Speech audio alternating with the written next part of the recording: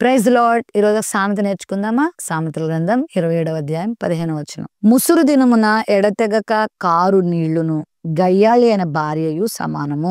మనందరికీ వర్షాలు తెలుసు, వానాకాలంలో వర్షాకాలంలో. అయితే కొన్నిసార్లు ఈ నదీ పరివాహక ప్రాంతాల్లోనూ సముద్ర తీర ప్రాంతాల్లోనూ వాయుగుండం అని, తుఫాను, అల్పపీడనం వచ్చినప్పుడు 4-5 రోజులు వర్షం అలా పడతానే ఉంటది. చిన్న చిన్న చిన్న చిన్న చినుకులు అలా పడతానే ఉంటది. పెద్ద వర్షం వచ్చి ఆగిపోయినా బానే ఉంటది, కానీ ఇది పడతానే ఉంటది, ఆగకుండా సాగుతానే ఉంటది రోజుల తరబడి. ఇప్పుడు చాలా చిరాగ్గా అనిపిస్తది. కొన్నిసార్లు ఎండ రాదు, చాలా చెమ్మగా అయిపోయి మరి బట్టలు ఉతుకోలేక, బయటికి వెళ్ళలేక, పనులు చేసుకోలేక చాలా ఇబ్బంది పడిపోతూ ఉంటారు. అది కొన్నిసార్లు నాకు కూడా అనుభవమే. చిన్నతనంలోనే నా గమనిస్తా ఉండేదాన్ని. ముసురు దినమున ఎడతెగకుండా కారే నీళ్లతో గయ్యాళి అయిన భార్యని సమానం చేశాడు ఇక్కడ. చాలా సార్లు చాలా మంది భార్యల జీవితం కూడా ఇలాగే ఉంటది. ఒక మాట అని ఊరుకోరు, ఒకసారి అని ఊరుకోరు. ఒక సమస్యను, ఒక మాటను పట్టుకొని గుర్తొచ్చినప్పుడల్లా భర్తను, ఆ కుటుంబ సభ్యులను వేధిస్తానే ఉంటారు. దీని వలన ఎంత చిరాగ్గా,